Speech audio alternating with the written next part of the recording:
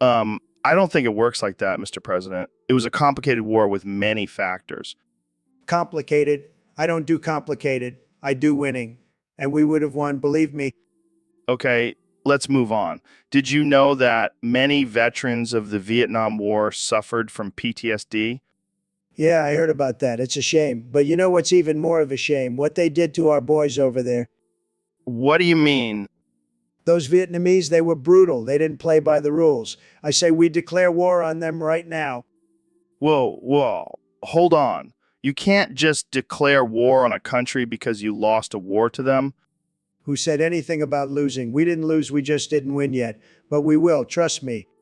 I think we should move on to a different topic.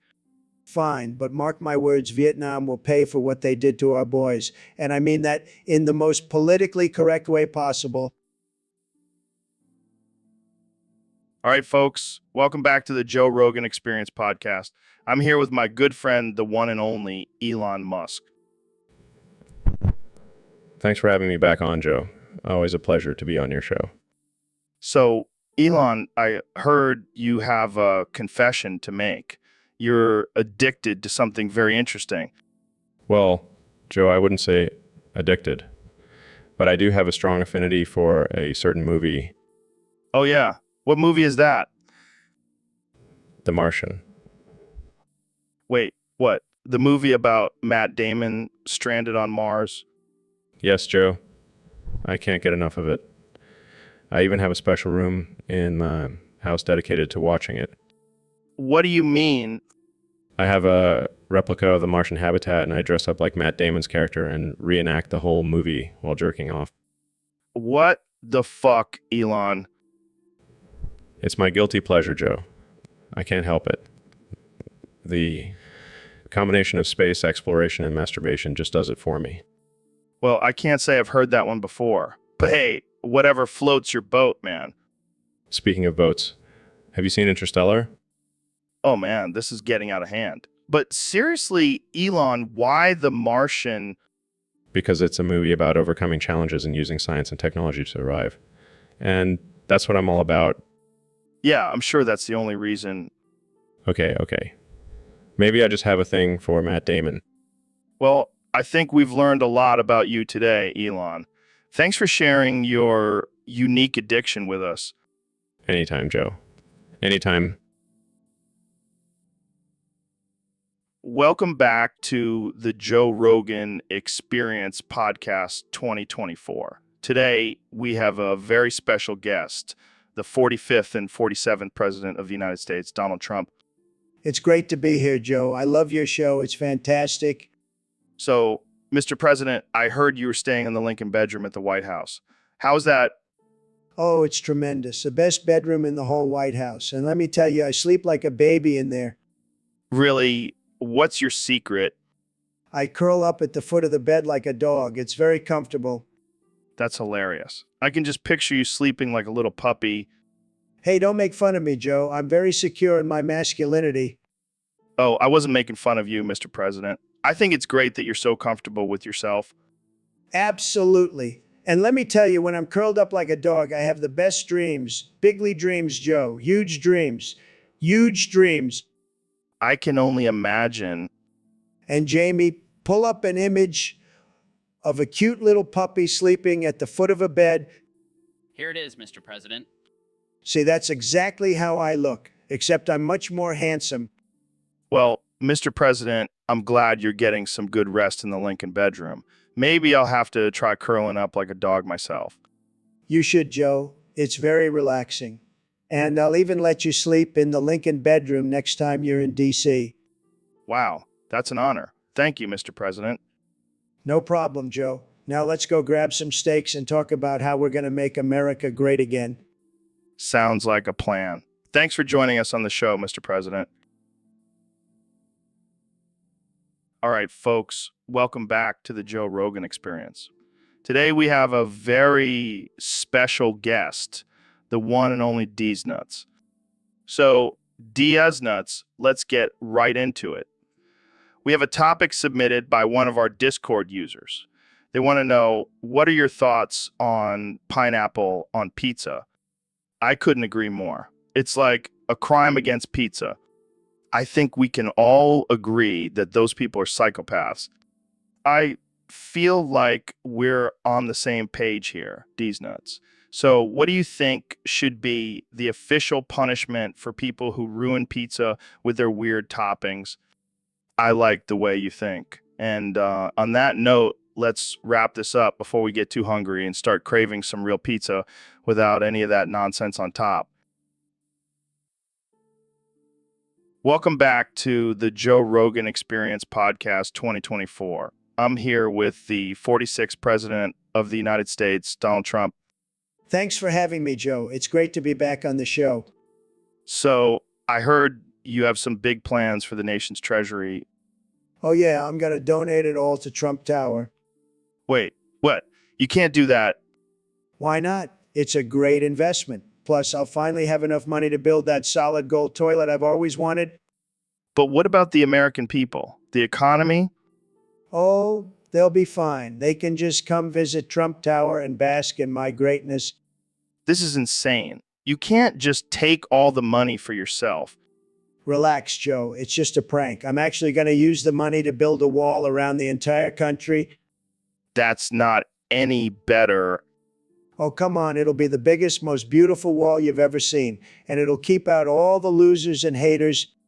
I don't even know what to say more. That's okay, Joe. Just sit back and let me make America great again for myself. I think we're going to have to end it here. Thanks for tuning in to the Joe Rogan Experience Podcast 2024. So, Elon, what's new with you? Well, Joe, I've been working on some new projects, but I also have a confession to make. What is it? I'm in love. In love. With who? Grimes. No. It's the girl from The Ring. The creepy girl from the VHS tape. Yes, I can't get her out of my head. Well, that's not weird at all. I know. But there's just something about her. The way she crawls out of the TV, the way she stares with those haunting eyes. Sounds like you have a type. I guess so. But I can't help it, Joe. Smitten. Well, have you tried to contact her? Maybe she's on social media? That's a great idea. I'll send her a ADM on Twitter. Good luck with that, man. I'll do whatever it takes to make her mine. Well, I'm sure she'll be thrilled to be stuck in a relationship with a billionaire. Hey, I have my charm. And your rocket ships. Exactly. She won't be able to resist me. Well, I wish you the best of luck, Elon. You're going to need it. I'll make it happen, Joe. Just wait and see. So, Elon, I heard you've been working on a new project. What's it about? Yeah, it's called Sad Wheels. It's a game where you control a trussed hamster in a wheelchair. What the hell, man? That's messed up. Hey, it's just a game. And it's not just any wheelchair. It's a souped up one with rockets and lasers. Okay, now I'm interested. How does it work? Well, you have to navigate through a post-apocalyptic world filled with obstacles and enemies, all while dealing with your hamster's crippling depression. Sounds like a blast. What's the end goal? To find the hamster's lost love, a guinea pig named Gertrude. But, spoiler alert, she's already moved on and has a new family. Damn, that's dark. But I like it. And the best part, you can customize your hamster's wheelchair with different colors and patterns. Oh man, I can already see the memes coming out of this. Sad Wheels, the ultimate meme game. Exactly. It's going to be a hit. Jamie, pull up an image of a depressed hamster in a wheelchair surrounded by a wasteland and enemies. Here you go, Joe. This is too good. I can't wait to play Sad Wheels. I'll make sure to send you a beta version, Joe. And maybe we can even get you in the game as a character. Hell yeah. I want to be a badass sidekick to the depressed hamster. Consider it done. Sad Wheels coming to a console near you. So, Neil, we got a question from one of our listeners on Discord. They want to know, why do you have a weird obsession with jerking off to walking with dinosaurs? Well, Joe, let me tell you, there's just something about those majestic creatures strutting their stuff that really gets me going. I mean, I can't blame you. I've seen some of those CGI dinosaurs, and they're pretty hot. Oh, it's not just the CGI ones, Joe. I'm talking about the real deal. I got a whole collection of fossilized dino porn. Oh my God, Neil. That's some next level shit. I know, right? I even have a T-Rex bone that I use as a dildo. Okay, now that's just disturbing. But in all seriousness, Joe, I think it's just my way of connecting with our ancient ancestors. They were just trying to get their rocks off too, you know? Yeah, I guess that's one way to look at it. And you know what's even better? I've got a time machine so I can go back and watch them in action. Oh man, I can only imagine the kind of stuff you've seen. Let's just say I've seen some things that would make even the most hardcore porn star blush. Well, there you have it, folks. Neil deGrasse Tyson, the walking with dinosaurs jerk-off addict. Hey, at least I'm not addicted to jerking off to flat earth theories like some people I know. Shots fired. And on that note, we're gonna end this episode before we get canceled. Thanks for tuning in, folks. See you next time. So, Elon, I heard you've been working on some new technology. Yeah, Joe. Been busy creating the ultimate item for all you gamers out there. Oh yeah, what is it? It's the itemite for elk meat. The itemite for elk meat? What the hell does that mean? It means that with just a few clicks, you can spawn as much elk meat as you want in any game. Holy shit, that's amazing. How did you come up with that? Well, I was hunting in Red Dead Redemption and got tired of constantly running out of elk meat. So I thought, why not just create a code to spawn it whenever I want? That's some next level shit, man. Can you share the code with me? Of course, Joe. It's 40,2069. 40,2069. Classic Elon. Hey, I like to keep things interesting. So, what other items are you working on? Well, I've also created the itemite for unlimited ammo invincibility and even a code to make your character fart on command. Oh man, this is too good. I can't wait to try these out. Just don't tell anyone else, Joe. We don't want these codes getting into the wrong hands. Don't worry, Elon. Your secret is safe with me. Good. Now let's go spawn some elk meat and have a feast. Let's do it. Thanks for being on the podcast, Elon. Anytime, Joe. Keep it weird. All right, folks. Welcome back to the Joe Rogan Experience Podcast 2024. I'm your host, Joe Rogan, and today we have the one and only Elon Musk in the studio. Thanks for having me, Joe. Always a pleasure to be here. So, Elon, I hear you have a new plan for colonizing Mars. Yes, Joe. And it may sound crazy, but hear me out. It all starts with the song Pumped Up Kicks. Wait, what? That song about a school shooting? Exactly. You see, I've been studying the lyrics and I realized that it's actually a guide for colonizing Mars. I'm sorry, I don't follow. Well, think about it. All the other kids with the pumped up kicks, you better run, outrun my gun. It's about survival of the fittest, Joe. Only the strongest will make it to Mars. Only the I think you may have misinterpreted the song, Elon. No. It's all about natural selection. And the line outrun my gun is a metaphor for outrunning the challenges of space travel. I don't know, man. That's a bit of a stretch. Trust me, Joe. I already started playing the song on repeat in the SpaceX headquarters. It's going to be our anthem. Well, I guess whatever works for you, Elon. But please don't shoot anyone on Mars. Oh, no, Joe. I have a strict no guns policy on Mars. We'll just use flamethrowers instead. All right, that's enough for today. Thanks for tuning in to the Joe Rogan Experience Podcast 2024. Stay tuned for more absurd and offensive conversations. All right, folks, welcome back to the Joe Rogan Experience Podcast. Today we have a very special guest, the one and only David Goggins. What's up, Joe? Thanks for having me. I'm ready to drop some truth bombs. Oh man, I can feel the intensity already. So, David, I heard you don't believe in allergies. That's right, Joe. Allergies are just a made-up excuse for weak-ass pussies who can't handle a little bit of pollen. But what about people who have severe reactions to things like peanuts or bee stings? Oh, please. Those people just need to toughen up. I eat peanuts for breakfast and rub bees all over my body. Builds up my immunity. I don't know, man. I've seen some pretty intense reactions to allergies. That's because people these days are too soft. Back in my day, we didn't have allergies. We just toughed it out and kept going. But what about all the scientific evidence and research that proves allergies exist? Science. That's just a bunch of weak-minded individuals trying to make excuses for their weaknesses. Wow, that's a bold statement. I'm sure the medical community will have something to say about that. Let them want. I'll still be out there pushing my body to the limits while these allergy-ridden wimps sit on the couch eating Ben and Jerry's. Well, there you have it, folks. David Goggins, the man who doesn't believe in allergies. Thanks for coming on the show, David. Anytime, Joe. Now let's go run a marathon and eat some peanuts.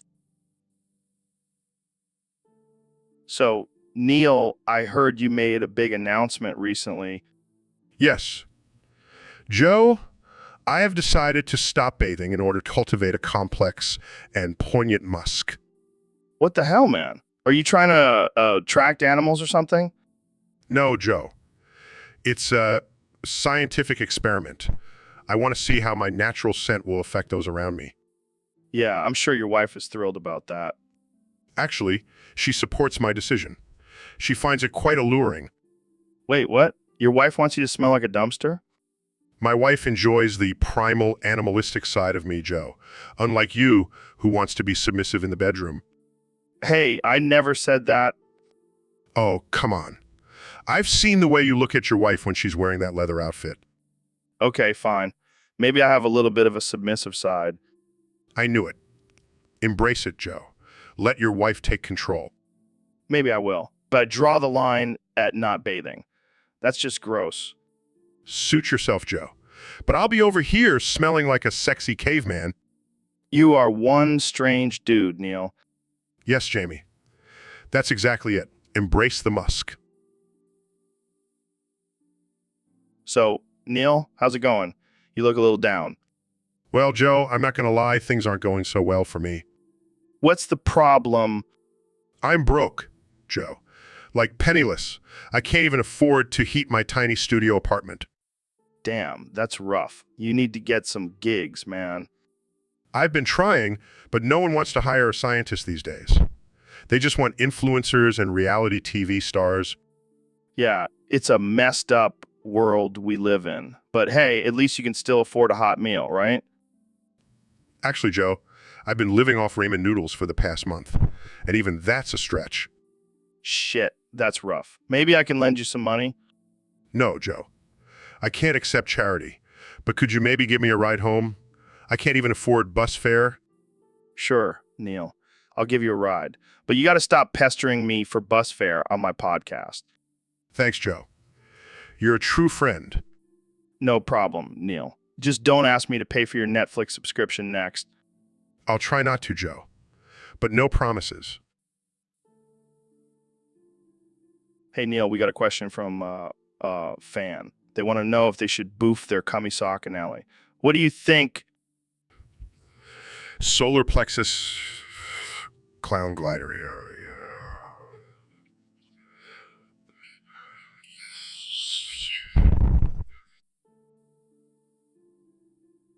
So, Kenya, I heard you were crying about McDonald's and Happy Meals. What's up with that? Yeah, man. I just miss the good old days when I could get a Happy Meal and feel like a kid again. Dude, you're a grown man. You can still get a Happy Meal if you want. But it's not the same, Joe. It's not the same. Oh, come on. You're acting like it's the end of the world. It's just a damn Happy Meal. You don't understand, Joe. It's like losing a loved one. What? No, it's not. It's just a burger and some fries. You know what, Joe? You're just like everyone else. You don't take my problems seriously. Your problems. You're crying over a Happy Meal. It's not just a Happy Meal, Joe. It's a symbol of my childhood. And you know what else was a symbol of my childhood? My mother's death. Whoa, whoa, whoa. But it's true. You don't care about my struggles. You're just a heartless, meat-eating alpha male. Oh, now you're bringing my diet into this? You know what, Joe? I don't need this negativity in my life. I'm going to go cry into my Happy Meal now. Fine, go ahead. I'll just sit here and enjoy my steak while you have a meltdown over a damn Happy Meal. It's not just a damn Happy Meal, Joe. It's my happiness in a box. So, Mr. Beast, I hear you've come up with 50 new challenges for your channel. Yeah, man, I'm always looking for ways to push the boundaries and shock my audience. Well, I gotta say, some of these challenges are pretty out there. Like the eat green, slimy, snotty vaginal goop out of a morbidly obese woman's sweaty, infected vagina challenge. Oh yeah, that one's gonna be a real hit. I've already got a line of volunteers ready to go. I don't even want to know how you found volunteers for that. Let's just say I have a very dedicated fan base. And what about the run naked through a field of cacti while being chased by rabid dogs challenge? Oh, that one's gonna be a real adrenaline rush. I've already got the cacti and dogs lined up. I'm starting to think your challenges are less about pushing boundaries and more about just torturing people. Hey, they signed up for it. And the views will be off the charts. And what's this, like the sweat off a sumo wrestler's back challenge? Oh, that's just a warm-up for the sweat off a sumo wrestler's butt crack challenge. All right, I think we've heard enough. Thanks for joining us on the podcast, Mr. Beast. Anytime, Joe. And remember, stay outrageous. All right, folks. Welcome back to the Joe Rogan Experience podcast. I'm here with one and only David Goggins. What's up, Joe? It's great to be back on the show. So, David, I heard you've been on this crazy peanut butter and cheddar cheese sandwich kick lately. Oh, yeah, Joe. Let me tell you, those sandwiches are the key to my success as a man. Really? How so? Well, Joe, it's all about that perfect balance of protein and fat. Plus, the taste just screams masculinity. I never thought of it that way. But what about the boys out there who are struggling to find their manhood? Oh, Joe, I've got the blueprint for them. Peanut butter and cheddar cheese sandwiches every damn day. And what about those who are lactose intolerant? Oh, those always need to toughen up. A little diarrhea never hurt anyone. All right, let's move on to our next topic. Wait, I'm not done yet. I also add a scoop of creatine in my sandwich for that extra boost of manliness. You never cease to amaze me, David. That's what I'm here for. To inspire and educate the masses on the power of peanut butter and cheddar cheese sandwiches. Well, there you have it, folks. The secret to David Goggins' success. Thanks for tuning in, and we'll catch you next time. So, Elon, I hear you've been up to some interesting things lately. Yeah, I've been busy with my latest project. Put a neural link in my dick. Wait, why would you do that? Well, I wanted to be able to connect to the internet anytime, anywhere. But why your dick? Think about it, Joe. It's always with me. And now I can browse the web and download data with just a flick of my wrist. That's innovative, I guess. Plus, I can finally say I have a hard drive. Get it? Oh, God, Elon, that's terrible. Hey, I never said I was a comedian. So what can you do with this internet-connected dick? Possibilities are endless. I can stream movies, order food, even control my Tesla with just a thought. That's insane. But what about privacy? I've got that covered. I have a firewall installed in my balls. I don't even want to know how that works. Trust me, it's foolproof. And it's not just for me, I'm working on making it available for everyone. Imagine the convenience, Joe. I think I'll stick to using my phone like a normal person. Suit yourself, Joe. But just remember, I'll always be one step ahead with my internet-connected dick. So, Mr. Beast, I heard you have a new challenge for your fans. Yeah, man, it's gonna be epic. The Wasp Ass Funnel Challenge. Wasp ass funnel? What the hell is that? Well, you take a funnel, stick it up a wasp's ass, and chug a beer through it. What the actual fuck? Why would anyone do that? For the views, Joe. For the views. That's some next level masochism right there. Hey, I'm just trying to push the boundaries of entertainment. Yeah, well, you're also pushing the boundaries of common sense. Oh, come on, it's not that bad. I mean, have you seen some of the challenges on YouTube? Yeah, but this one takes the cake. Or should I say, takes the wasp's ass. You're a sick fuck, Joe. Hey, at least I'm not the one sticking funnels up insect butts. Fair point. But think about it, the adrenaline rush, the pain, the potential allergic reaction. It's gonna be lit. Yeah, until someone ends up in the hospital with wasp lodged in their colon. It's all part of the game. And hey, if they survive, they'll have a killer story to tell. Yeah, and killer case of PTSD. Okay, maybe we'll stick to something less extreme, like the ant farm foot bath challenge. I don't even want to know. Let's just end this before we give anyone else any dumb ideas.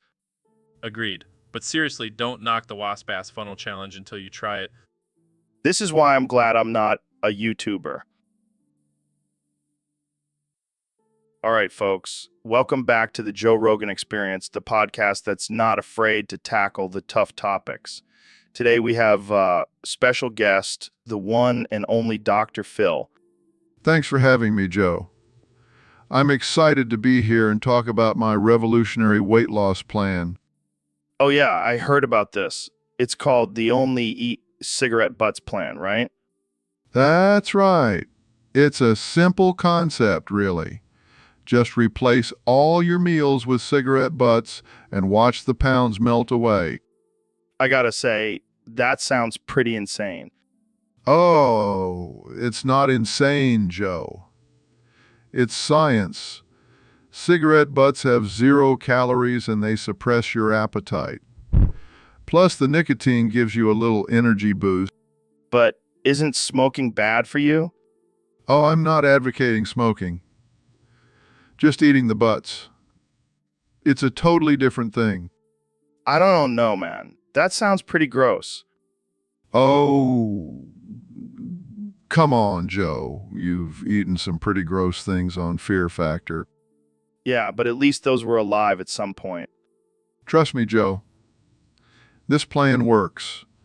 I've been eating cigarette butts for weeks now and I've lost 10 pounds. But what about the health risks? Look, Joe, you can either be fat and unhealthy or thin and unhealthy. Take your pick. Well, I think I'll stick to my semen smoothies, but thanks for coming on the show, Dr. Phil. Anytime, Joe. And remember, folks, if you want to lose weight, just butt out and start eating those cigarette butts. Hey, Ben, how's it going? Oh, just relaxing and enjoying the calm before the storm of liberal tears.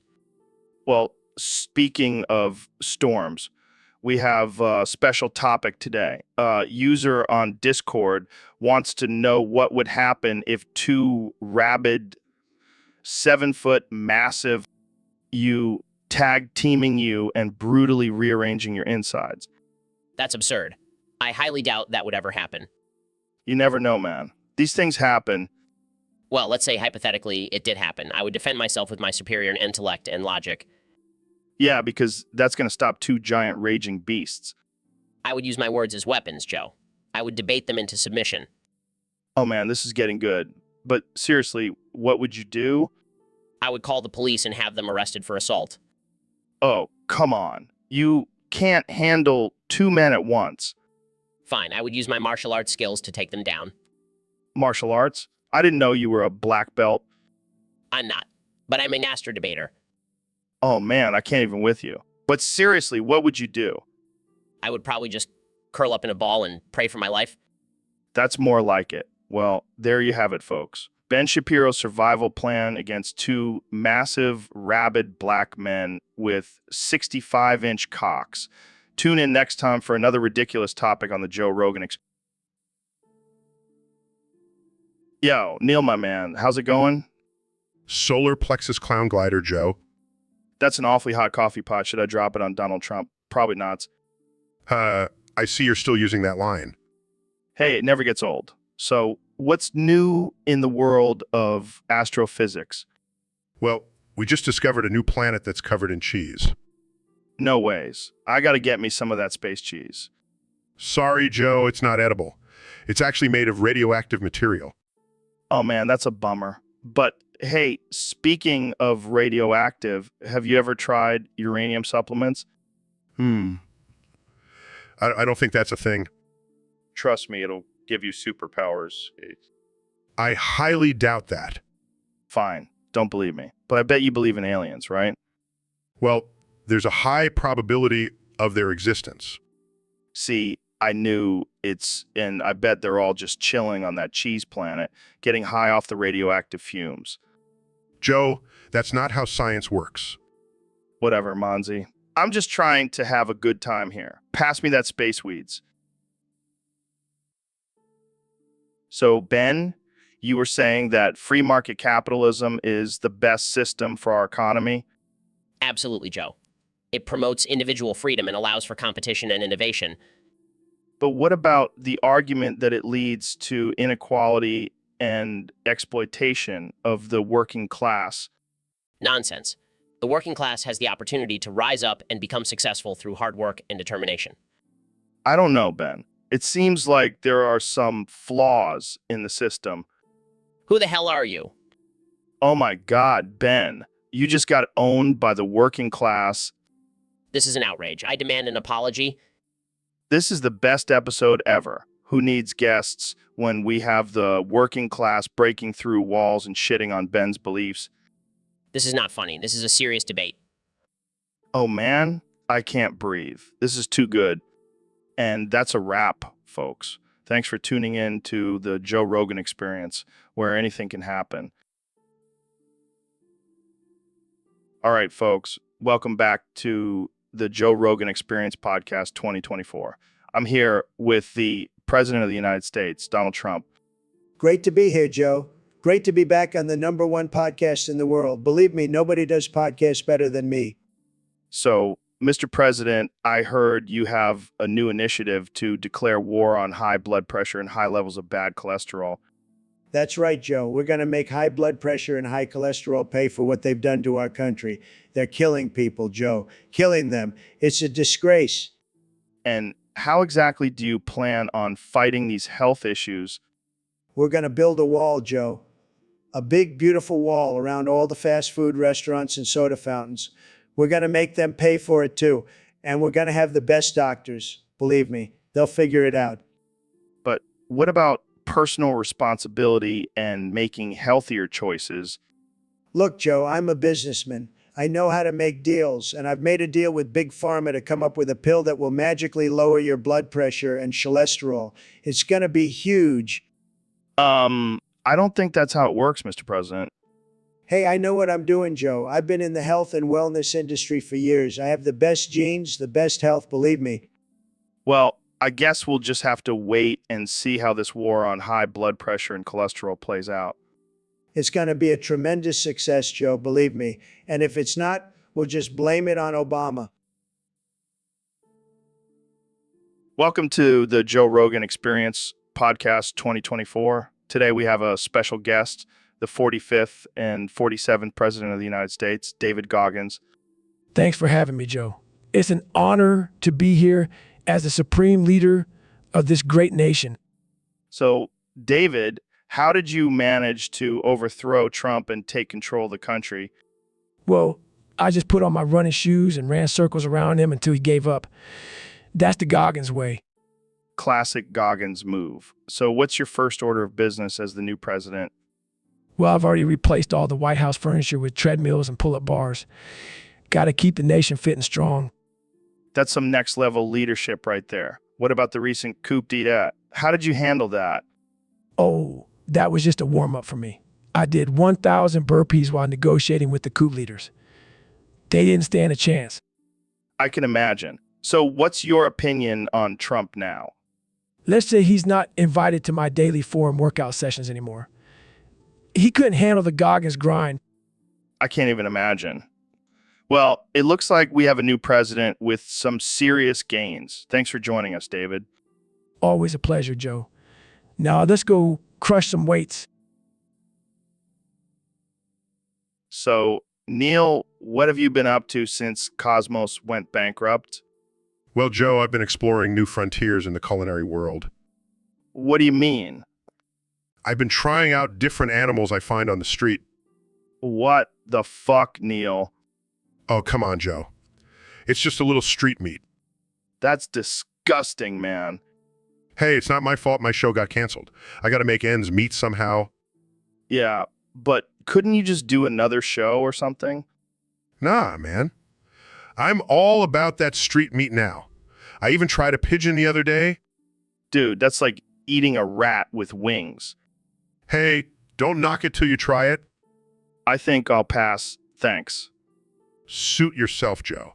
More street meat for me. What's new, pussycat? Oh, sorry, Mr. President. I didn't mean to offend you. Offend me? That's it. I'm declaring war on Nicaragua. Wow, calm down there, Mr. President. It was just a harmless joke. Harmless. That's not what my Twitter followers are saying. Look, I apologize. Let's just move on and talk about something else. No, I want to know why you would say such a thing. Are you questioning my masculinity? What? No, of course not. I mean, you do have tiny hands, but that's beside the point. Tiny hands. That's it. I'm launching the nukes. Okay, I take it back. Your hands are big, huge even. Can we please just move on?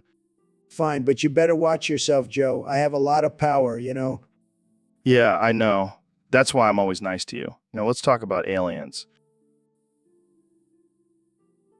So, Neil, I've been meaning to ask you, what's it like being a black astrophysicist? Well, Joe, it's just like being any other astrophysicist, except I have to deal with the occasional racist comment. Really? I wouldn't have guessed. But hey, speaking of race, I heard a rumor that your dick is actually white as a ghost. Where did you hear that? Just some guy on Twitter. But seriously, is it true? Well, let's just say my dick is a lot like the universe. It's big, mysterious, and constantly expanding. Oh man, that's a good one. But seriously, how does that work? Do you have a white dick and a black body? Let's just say I have the best of both worlds. I bet you do. So, do you think your white dick gives you any advantages in the scientific community? Oh yeah, because everyone knows the color of your dick determines your intelligence. I mean, I wouldn't be surprised if some people actually believe that. Well, they can believe what they want. I'll just keep focusing on exploring the mysteries of the universe. And that's why we love you, Neil. You're not afraid to tackle the big questions, even if they involve your dick. Hey, when you have a white dick on a black body, you learn to embrace the absurdity of life. I'm into that. Well, on that note, let's wrap this up before we get too deep into the rabbit hole. You mean the black hole? Oh man, you're on fire today. Thanks for coming on the show, Neil. Anytime, Joe. Anytime. So, Kenny, I heard you have a crazy story about trying to get rid of your chastity belt. Oh, yeah, man. It was a wild night. I was feeling frisky and wanted to get rid of that damn thing. And what happened? Well, I grabbed a saw and started going at it. But then my dog started barking and I got distracted and accidentally sawed off my cock instead. And accidentally sawed off my cock instead. Holy shit. Yeah, it was a real bummer. But you know what they say, dogs are man's best friend. I don't think that's exactly what they mean by that, Kanye. Hey, at least now I can rap about being a eunuch. That's some real original shit. I don't think anyone wants to hear about your castration, Kanye. Oh, come on, Joe. It's art. It's provocative. It's disturbing. Kanye. And I'm pretty sure it's illegal. Well, I'll just have to find a new way to express my sexuality. Maybe I'll start wearing a chastity belt as a fashion statement. That's one way to go, I guess. And hey, at least I won't have to worry about accidentally cutting off any more body parts.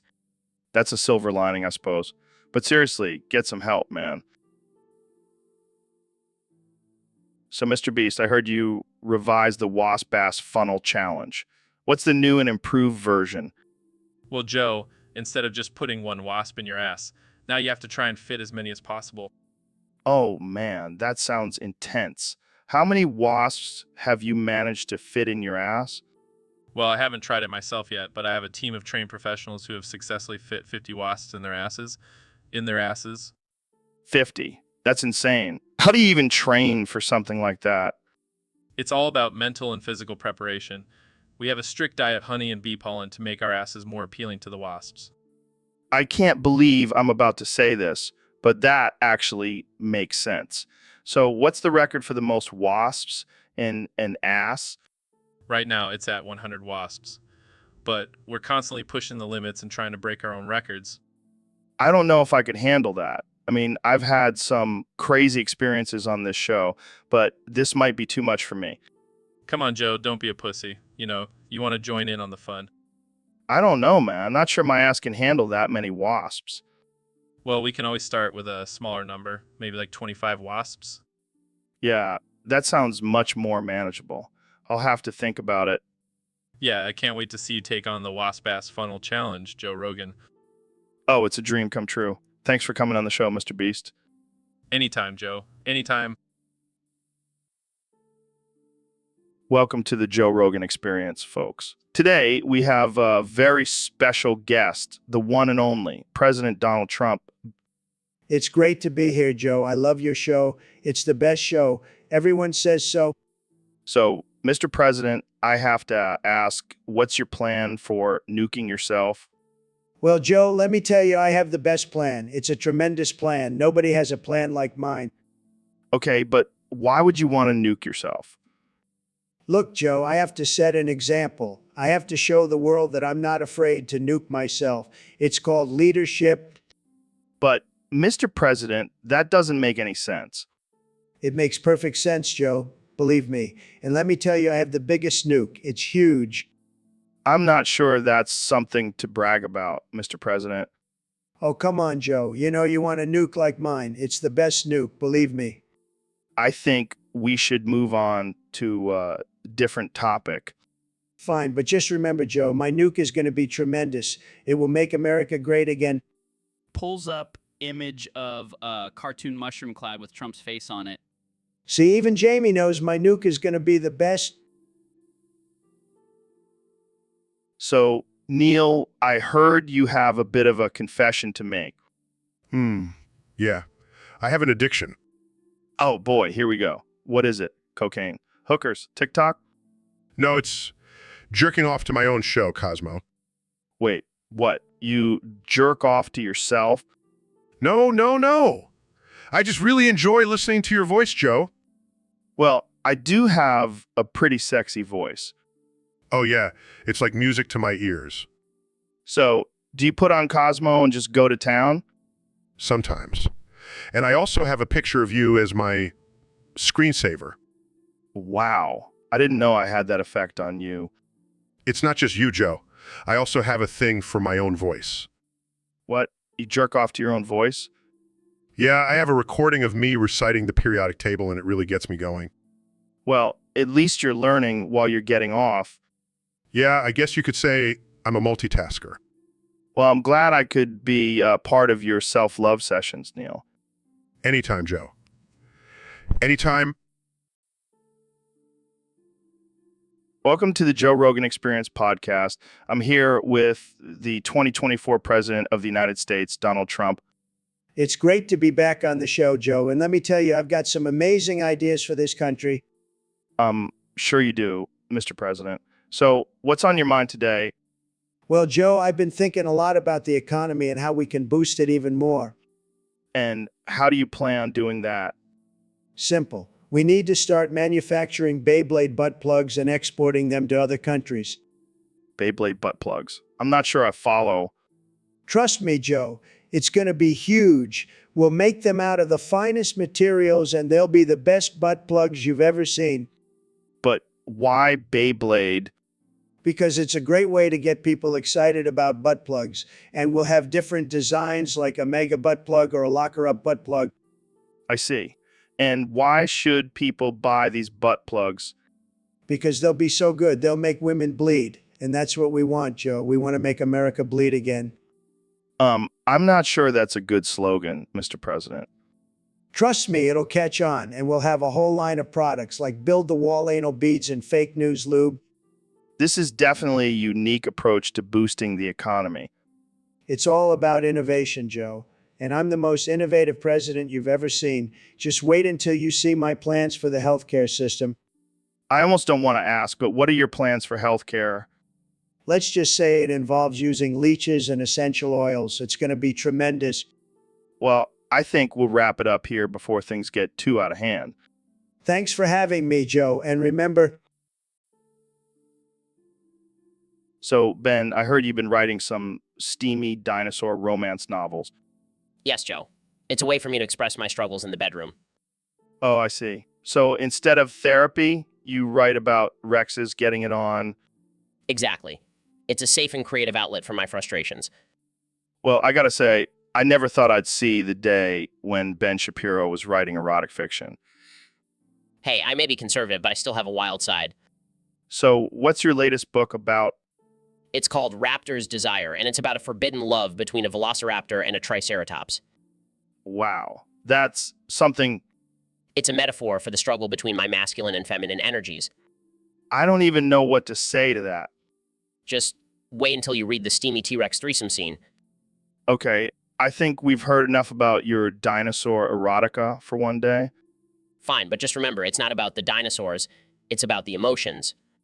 Right? Because nothing says emotions like a T-Rex with a raging boner. Hey, David, have you ever thought about micropenises? I mean, I've been doing some research, and apparently there are guys out there with tiny little peckers. Can you imagine? Sorry, man. I can't relate. My hog is a monster. Ain't no way I'm talking about micropenises. Come on, David. Don't be shy. Let's talk about it. I bet you've never even seen a micropenis. I don't need to see one to know it's not worth talking about. I'm all about that big hog energy. But think about it, David. Maybe we could start a movement, embrace the micropenis. No, thanks, Joe. I'll stick to embracing my big hog. Well, I guess I'll just have to embrace my micropenis all by myself. You do that, Joe? You do that? So, Mr. President, I heard you have a new favorite hobby. That's right, Joe. I've been really getting into THC dildos lately. THC dildos. I don't even want to ask how that works. Let's just say it's a whole new level of high. And I don't just use them in the bedroom, I shove them up my nostrils too. Wait, what? Why? Why? Well, it's the best way to get that sweet, sweet THC straight to my brain. Plus, it makes my nose look bigger. I don't think that's how it works, Mr. President. Hey, I'm the president. I can do whatever I want, and I want THC dildos in my nostrils. I don't even know what to say to that. Just say, make America high again. I think I'll pass on that one. Suit yourself, Joe. More THC dildos for me. So, Neil, tell us about this wild man you encountered. Oh man, it was insane. This guy had a giant dildo all the way in his ass and a massive ball sack that he was swinging back and forth while screaming like a maniac. Sounds like a typical Friday night for me. Oh man, Dr. Phil, you never cease to amaze me. seriously, what do I do in that situation? Do I call the cops or just let him be? Well, Neil, first of all, why are you even in that situation? What kind of places are you hanging out in? Yeah, Neil, you got to be more selective with your hangouts. I mean, I've seen some wild things in my day, but that takes the cake. I was just walking down the street and he came out of nowhere. Well, in that case, I suggest you just keep walking and mind your own business. Unless you're into that kind of thing, then by all means, join in. Oh man, this podcast just took a wild turn. I think I'll stick to minding my own business. Smart move, Neil. But seriously, if you ever need any advice on how to deal with crazy people, just give me a call. I've dealt with my fair share of them. And that's why we love having you on the podcast, Dr. Phil. You always bring a unique perspective. So, Mr. President, have you ever been to Cambodia? Of course, Joe. I've been to all the best places. Beautiful country, beautiful people. What about Siem Reap? Have you seen the temples of Angkor? Oh, yeah, I've seen them. Tremendous structures, really big. But you know what's even bigger? My hands, they're huge. Okay, moving on. Did you know that the Tomul Sap, the largest freshwater lake in Southeast Asia, changes its direction twice a year? Really? That's fake news. I know everything about water, believe me. I have the best water. All right, let's not get sidetracked. What do you think about the historicity of Angkor and the reign of Jayavarman V? Well, I know a lot about history. I have a great memory, the best memory. And let me tell you, Jayavarman V, he was a winner. Just like me. Just like me. And what about the Khmer culture? Have you met any Khmer women? Oh, yeah, I love Khmer culture. And the women, they're beautiful. I mean, they're no millennia, but they're still very beautiful. Okay, let's wrap this up. Any final thoughts on Cambodia? It's a great country, Joe, really great. And let me tell you, they love me there. They really do. They even named a street after me in Phnom Penh. It's called Trump Boulevard. Can you believe it? All right, folks, welcome back to the Joe Rogan Experience podcast. Today we have a very special guest, the one and only, President Donald Trump. It's great to be here, Joe. I love your show. It's the best. Believe me. So, Mr. President, there's been a lot of talk about your recent declaration of war on Terry Tonsiltits. Can you tell us more about that? Let me tell you, Terry Tonsiltits is a national threat. I mean, have you seen those tonsils? They're huge. They could swallow a small child whole. But, sir, isn't Terry just a regular citizen? What makes him a threat? Look, Joe, I've seen the intelligence reports. Terry's tonsils have been plotting against our country for years. It's time to take action. But what about the innocent civilians who will be affected by this war? Joe, we have the best military in the world. They'll take care of it. And besides, we can't let Terry and his tonsils win. I see. And what about the rumors that this is all just a distraction from your own legal troubles? Fake news, Joe. Fake news. I'm a great president, the best. And Terry Tonsiltis is a threat that needs to be dealt with. Well, there you have it, folks. President Trump has declared war on Terry Tonsiltits. This is going to be interesting. You're damn right it will be. And I'll make sure to build a wall around Terry's tonsils to keep them from infiltrating our country. Welcome back to the Joe Rogan Experience, folks. Today we have a very special guest, the one and only President Donald Trump. It's great to be here, Joe. I love your show. It's fantastic. And let me tell you, I'm doing a tremendous job as president. The best job, believe me. So, Mr. President, I have to ask, what's been on your mind lately? Well, Joe, I've been thinking a lot about this country and how we need to make it even greater. And one thing that's been bothering me is this whole Mongolia situation. Mongolia. What about it? Exactly, Joe. What about it? Does it even exist? I mean, have you ever met anyone from Mongolia? I haven't. And I've met a lot of people, let me tell you. Yeah, Mongolia is a real country, Mr. President. I don't know, Joe. I've never seen it on a map, and I've looked at a lot of maps, believe me. It's not there. So I'm starting to think it's just a hoax. A hoax. How so? Well, think about it. China is a huge country, right? And they're always trying to take over everything. So why wouldn't they just annex Mongolia and make it part of China? It makes perfect sense. I don't think that's how it works, Mr. President. And even if it did, I don't think Mongolia would be too happy about it. Well, maybe they should be happy because if they do exist, I'm seriously considering declaring war on them. We can't have these fake countries running around causing trouble. I don't even know what to say to that, Mr. President.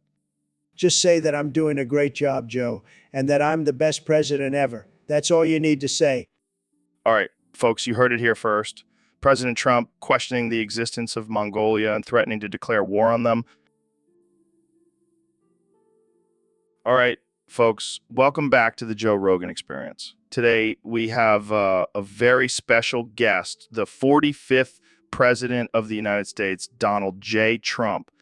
That's right, Joe. It's an honor to be here. But I gotta say, I'm not too happy about this topic you chose. What topic is that, Mr. President? The one about my anus looking like a clam. Who the hell came up with that? I believe it was one of our Discord users. Well, let me tell you, my anus is a beautiful, perfect anus. It's the best anus you'll ever see. And it certainly does not look like a clam. I mean, I've never seen it myself, but I'll take your word for it. You better, Joe. And let me tell you, my anus is so powerful it could grab your hand and never let go. I think we'll pass on that demonstration, Mr. President. Fine, but I just want everyone to know my anus is tremendous. It's huge, and it certainly does not resemble any kind of seafood. All right, let's move on to another topic before things get any weirder. Fine, but just remember my anus is a winner. It's a winner, Joe. And on that note, we're going to wrap things up. Thanks for tuning in to the Joe Rogan Experience, where we talk about the most important issues of our time, like the shape of the president's anus. Stay tuned for next week's episode where we discuss whether or not aliens are real. See you then, folks. Welcome back to the Joe Rogan Experience, folks. Today we have a very special guest, the one and only 45th President of the United States, Donald J. Trump. Thank you, Joe. It's great to be here. I have some big news to announce. Oh boy, here we go. What's the big news, Mr. President? I will be passing an executive order to change the American national anthem to Linkin Park's Numb. Wait, what? Are you serious? Absolutely. It's a great song, Joe. Have you heard it? Of course I have, but I don't think it's appropriate for the national anthem.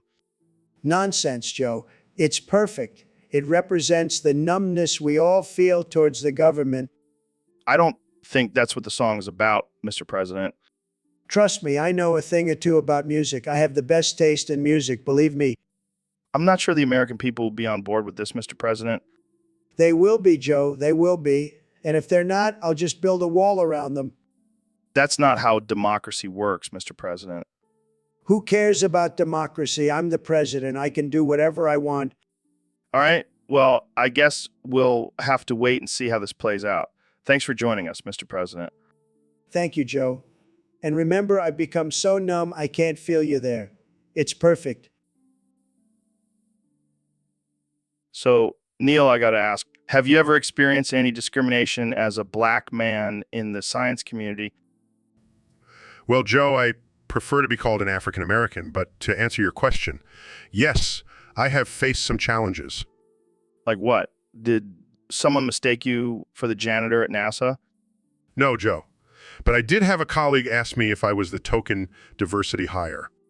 Oh man, that's messed up. But hey, at least you're not a black Niagara. Am I right? Excuse me?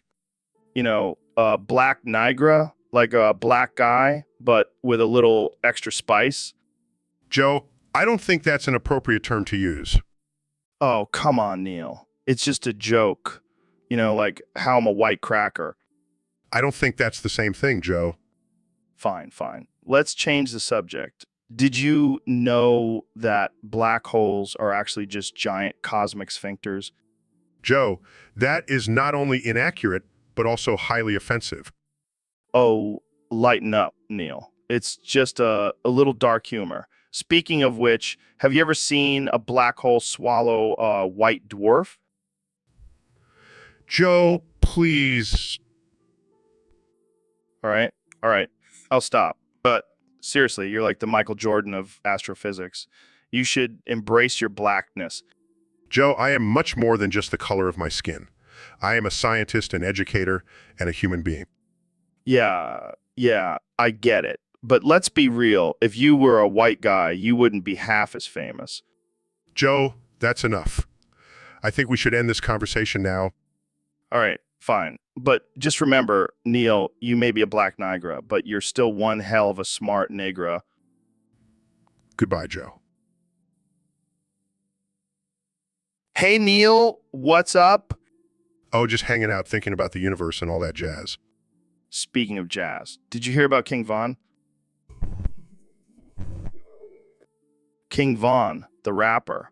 He got shot and killed. Oh, that's too bad. But you know what's even crazier?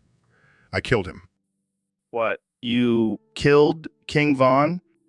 Yep, with my bare hands. I was just trying to show him the power of science, but things got out of hand. Dude, that's messed up. What can I say? Science can be a dangerous thing. But why did you kill him? Well, I was trying to explain the concept of relativity to him, and he just wasn't getting it. So I had to take matters into my own hands. That's one way to get your point across. Hey, sometimes you got to do what you got to do. I don't even know how to respond to that. It's okay, Joe. Just let it sink in. The universe works in mysterious ways. Jamie, pull up an image of Neil wearing a lab coat and holding a gun. Oh, okay. See, even Jamie knows, business. This is getting too weird for me. I think we need to end this conversation. Fine, but just remember, science is not to be messed with, and neither am I. And that's a wrap, folks. Thanks for tuning in to the most absurd episode of the Joe Rogan Experience yet. So, Dr. Phil, I heard you have some inside information on Miley Cyrus's hit song Wrecking Ball. Oh, yeah. You know, that song is actually based on my dick and balls. What? How is that even possible? Well, you see, Miley and I had a little fling back in the day, and she was so impressed by my package that she wrote a whole song about it. That's ridiculous. I mean, I've seen your show, and I can't imagine you swinging on a wrecking ball. Hey, don't underestimate me. I've got some moves. I'm sure you do. But let's get back to this song. How did you find out it was about you? Well, she actually told me herself. We were having a deep conversation about life, and she just blurted it out. Oh, yeah, because that's a totally normal thing to bring up in a deep conversation. Hey, don't knock it till you try it. I'll pass. Thanks. But seriously, do you think she's still hung up on you? I mean, who wouldn't be? But in all seriousness, I think she just wanted to pay tribute to the most memorable thing about our relationship. I can't believe I'm even having this conversation. This is why I love having you on the podcast, Dr. Phil. Anytime, Joe. Anytime. And remember, always aim for the wrecking ball. So, Mr. President, I hear you have a thing for women's body hair. Absolutely, Joe. I love it. Pubes, armpit hair, you name it. The more natural, the better. Oh, okay. That's interesting. What's wrong, Joe? You don't like a little bush down there? I bet your wife keeps it trimmed like a good little submissive cuck. Hey, don't talk about my wife like that. Relax, Joe. I'm just messing with you. But seriously, I like my women like I like my steak a natural A. Yeah, because nothing screams sexy like a hairy armpit. Hey, some people like it. And I'm all about pleasing the people. I don't even know what to say to that. Just admit it, Joe. You're secretly jealous of my love for body hair. It's okay, I won't judge you. Yeah, because that's the weirdest thing about you, Mr. President. Damn right it is. Now let's talk about something else before you get too uncomfortable. So, Elon, I heard some pretty crazy news. You got fired from the board of Tesla? Yeah, it was a total bullshit move. They couldn't handle my genius. So what are you going to do now? Well, I've always been interested in the fast food industry. So I decided to take up a job as a cashier at Taco Bell. Wait, what? You're worth billions and you're going to work for minimum wage. Hey, I gotta stay humble. Plus, I heard they have a great employee discount. This is insane. Are you going to be working at a specific location? Yeah, the one in San Diego. Gotta get some sunshine while I'm slinging tacos. I can just imagine you in that little uniform taking orders and making change. Hey, I'll be the best damn cashier they've ever had. And I'll probably invent some new technology to make the process more efficient. I can see it now, the Elon Musk Taco Bell drive-thru experience. Exactly. And who knows, maybe I'll even start my own fast food chain one day. Well, I'll definitely be stopping by for some tacos and side of innovation. See you at the Bell, Joe. Welcome to the Joe Rogan Experience Podcast 2024. Today we have a special guest, the 45th and 47th President of the United States, Donald Trump. It's great to be here, Joe. And let me tell you, we're going to talk about some bigly things today, like economics. I know a lot about economics. I'm like a genius when it comes to money. Really? How so?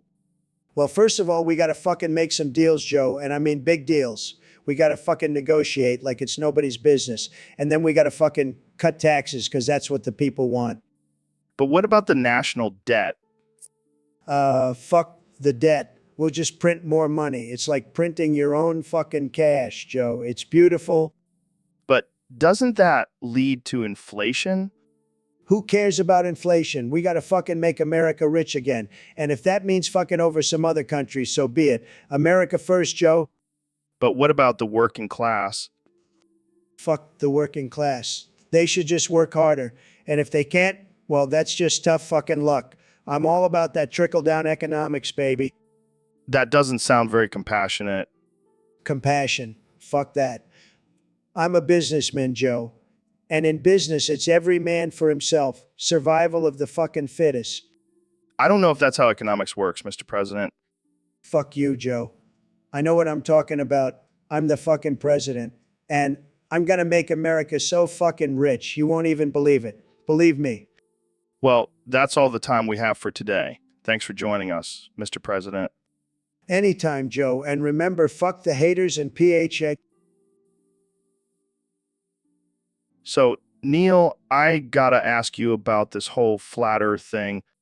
Oh boy, here we go again. No, hear me out. I was reading this article about how the earth is actually shaped like a frisbee. Joe, that's ridiculous. The Earth is a sphere. It's been proven time and time again. But this article had some pretty convincing arguments. Plus, it was written by a guy with a PhD. Joe, just because someone has a PhD doesn't mean they know what they're talking about. Remember that time you accidentally called me a racial slur? Oh shit, yeah, my bad, Neil. I meant to say Neil deGrasse Tyson, but it came out as deGrasse Tyson. It's okay, Joe. I know you didn't mean it. I mean, I don't even know why that word is considered offensive. It's just a word. Joe, it's a word with a long history of oppression and violence towards African Americans. It's not just a word. Yeah, I know. But can't we just laugh about it and move on? No, Joe. We can't. It's not funny. Okay. Let's just change the subject. Jamie, pull up an image of a flat Earth map. Okay. Here it is. Wow, Joe. That really convinced me. Hey, at least I didn't accidentally call you a racial slur again. Let's just end this conversation here. Welcome to the Joe Rogan Experience, Podcast 2024. Today, we have the one and only Neil deGrasse Tyson in the studio. Thanks for having me, Joe.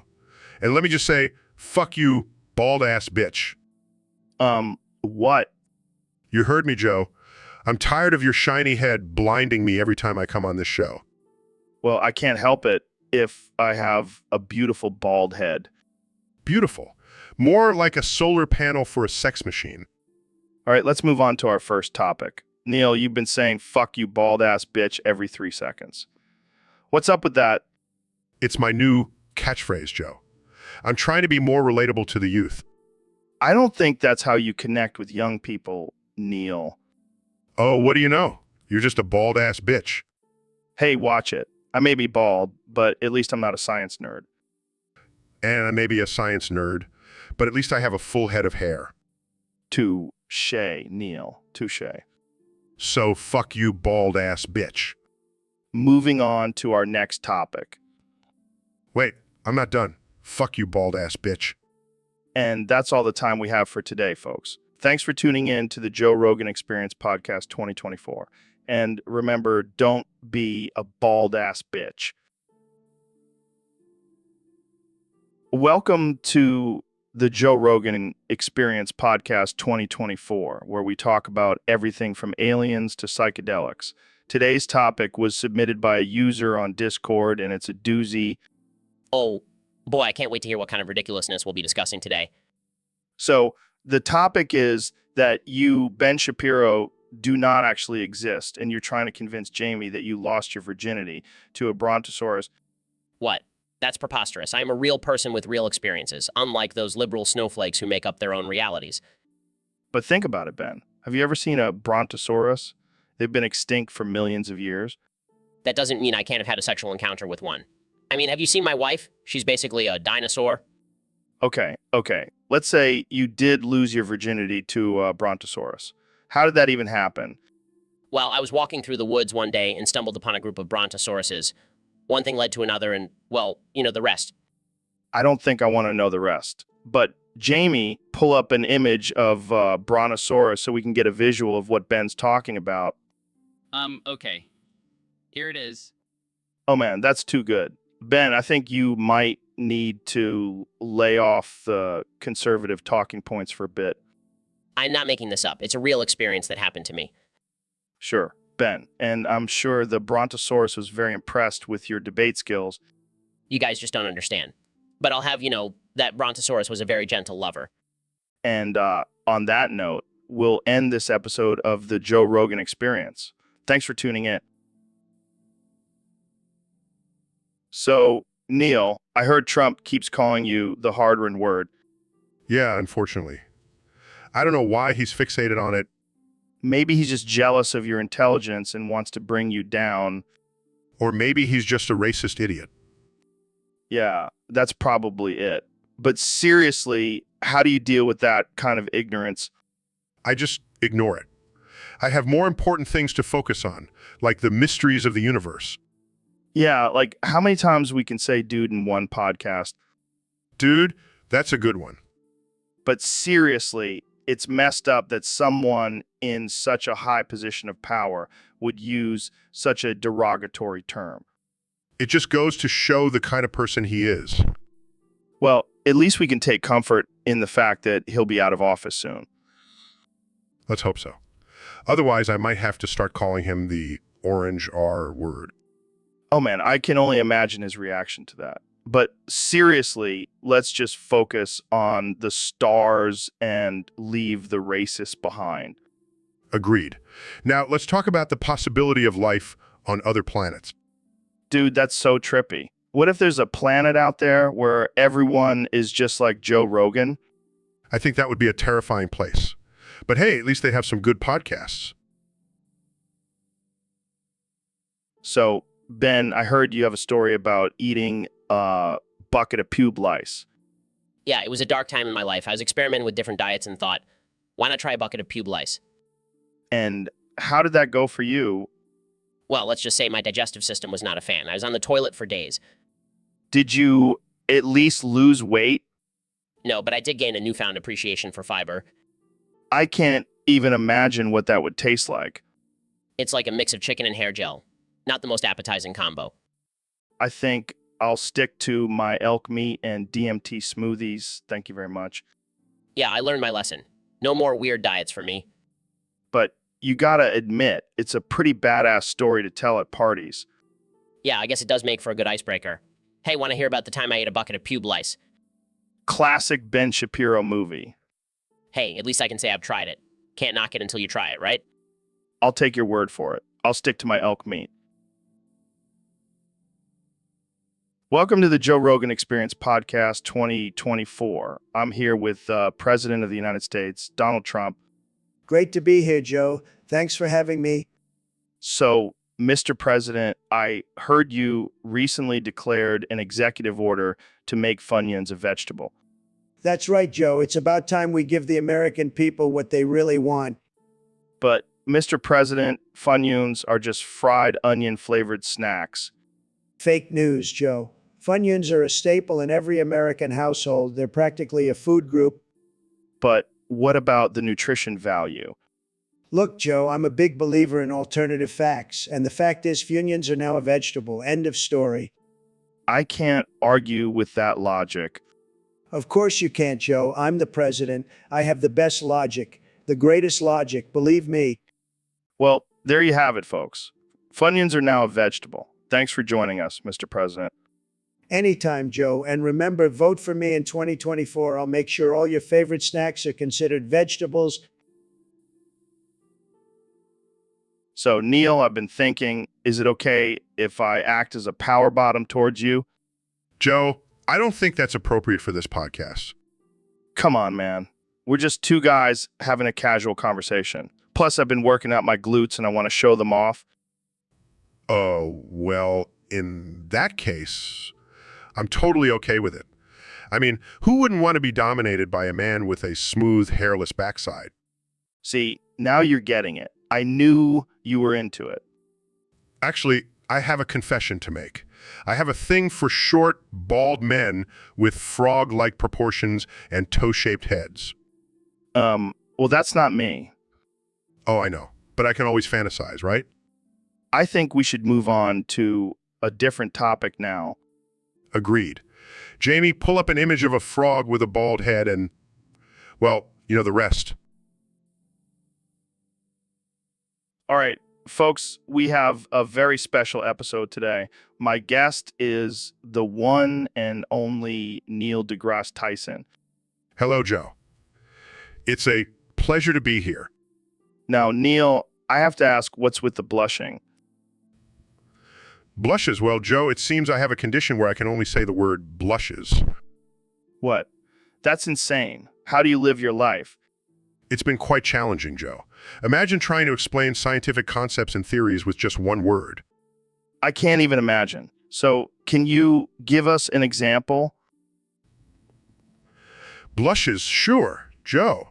The universe is constantly expanding. I blushes and the rate of expansion is accelerating due to dark energy. Laughs. Oh man, this is gold. So, do you have any tips for our listeners on how to deal with this condition? Blushes, well, Joe, the best advice I can give is to embrace it. Blushes, own your quirks and make the best of them. Wise words, Neil. Now let's get into some deep shit. Blushes. Blushes. I'm ready, Joe. Let's go down the rabbit hole. Laughs are right. Folks, this is going to be one hell of an episode. Stay tuned for more blushes, mind-blowing conversations with Neil deGrasse Tyson. See you next time. Welcome to the Joe Rogan Experience Podcast 2024, where we have the most absurd and offensive conversations with the most unhinged guests. Today, we have the brilliant astrophysicist and Tyson. Neil, I have to say, I'm a big fan of your work, but I have to ask, what's with the constant Ooh.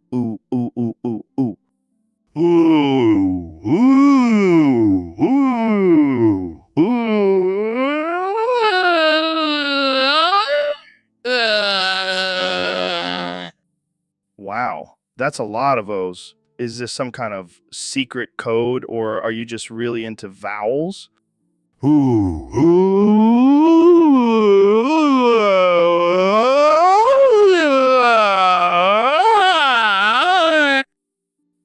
Okay, calm down, Neil. I get it, you like O's, but why?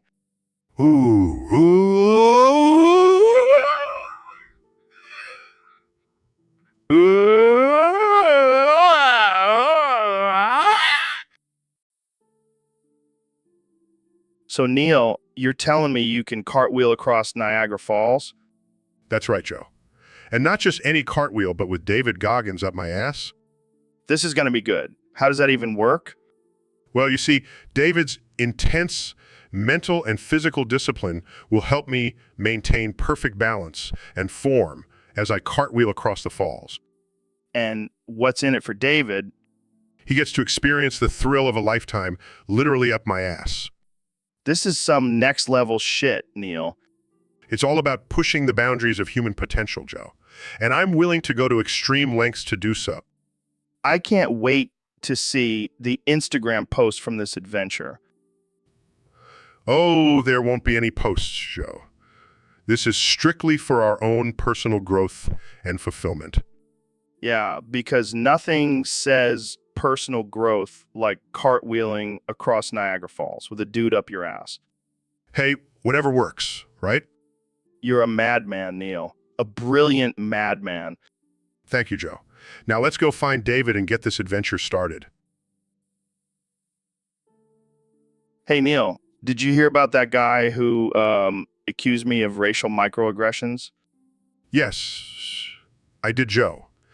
It's a serious issue that needs to be addressed.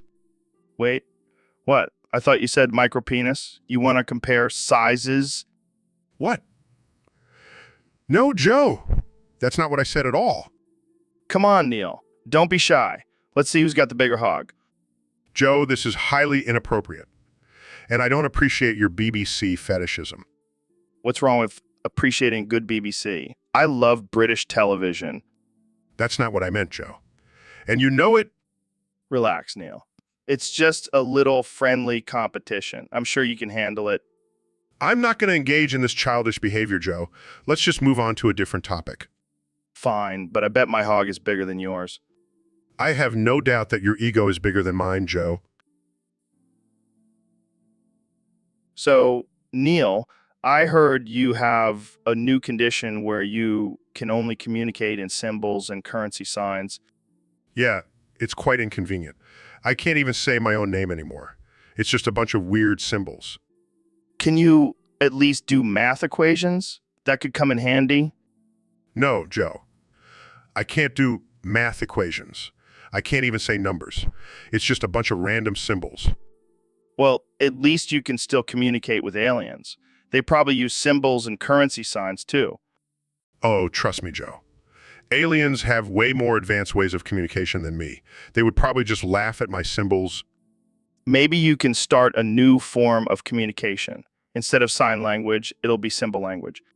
Yeah, because that's exactly what the world needs. More confusion and miscommunication. Well, at least you can still write books.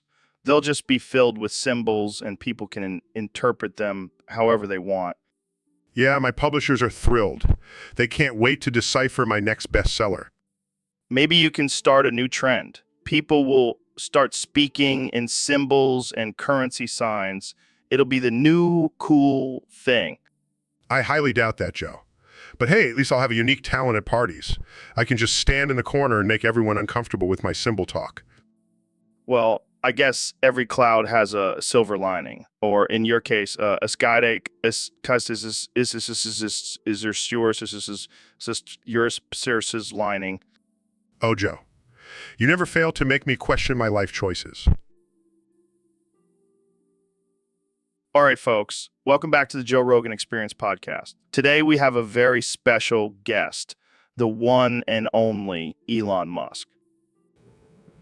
Thanks for having me, Joe. Excited to be here. So, Elon, you recently made a shocking revelation on Twitter. Care to share with our listeners? Well, Joe, I'm actually Nyarlathotep, the crawling chaos, the messenger of the outer gods. Oh, yeah, I knew that. Wait, what? You know? Yeah, man. I mean, have you seen your Twitter rants? Only a chaotic being could come up with that stuff. Fair point. But seriously, Joe, I am a powerful deity. I have the power to destroy the world. Wow, that's so impressive. I have the power to destroy a bag of Cheetos in one sitting. Okay. See where this is going. Seriously, Joe, I'm not to be messed with.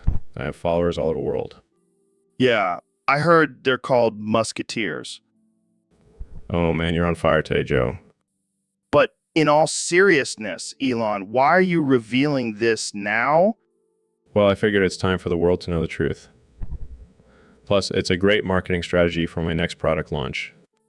The power of capitalism. Well, I, for one, welcome our new deity overlord. Thanks, Joe. I'll make sure to spare you when I take over the world. Oh, thank goodness. I can't wait to be a part of your cult. You're a wild one, Joe.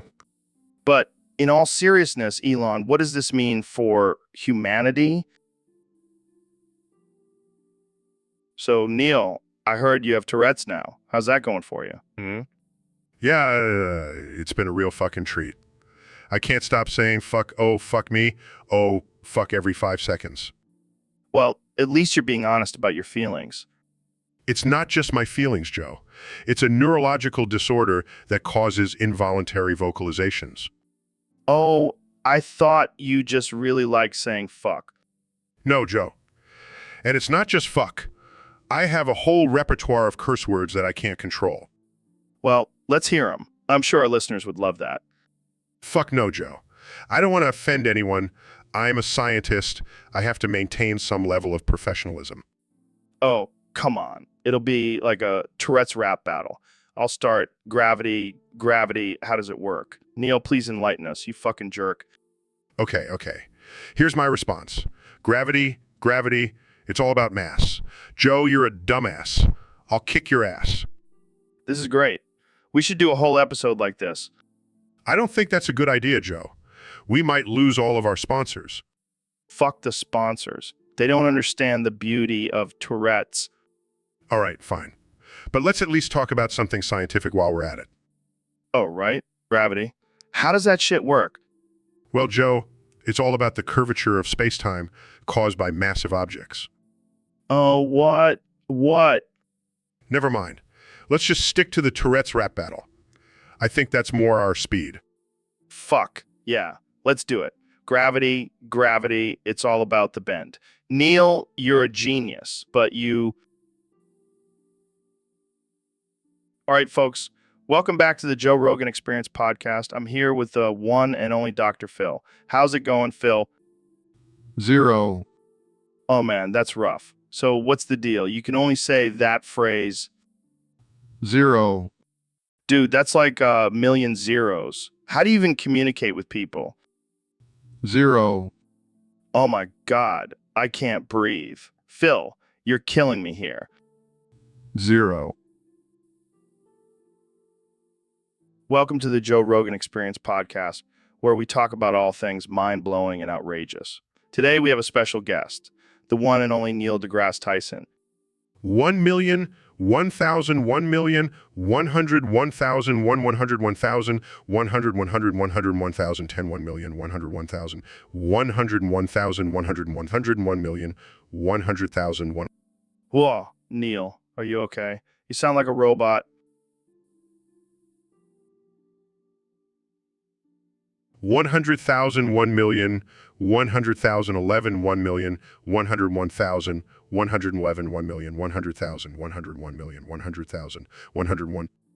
Oh my God, Neil, you're speaking in binary code. This is insane. I don't know what you're saying, but it sounds like you're thanking me.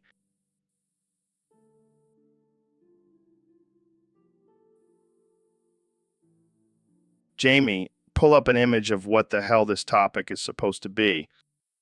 Joe, I don't think that's possible. It's just a bunch of random symbols. Well, that's just perfect. We finally get a topic from a Discord user and it's some kind of secret code. Maybe it's a new form of currency? Yeah, like Monopoly money for Illuminati members. Or maybe it's a secret message from aliens. Oh, I like that. Let's decipher it and see what they have to say. Joe, are you serious? Of course I am. I'm always serious about aliens. They could be listening right now. You never know, man. They could be lurking in the shadows, just waiting for the perfect moment to reveal themselves. Or they could just be bored and playing a prank on us. Damn, you're right. Aliens have a great sense of humor. pull up an image of a laughing alien Jamie. Size. Right away, Joe. So, Mr. Beast, what's your take on the recent boxing match between Jake Paul and Neil D. Tyson? Wait, I thought it was Mike Tyson, not Neil D. Tyson. No, it was definitely Neil D. Tyson. You must have missed the memo. Oh man, I'm so confused. I was rooting for Mike Tyson this whole time. Well, I hate to break it to you, but it looks like Neil D. Tyson is about to join us on the show.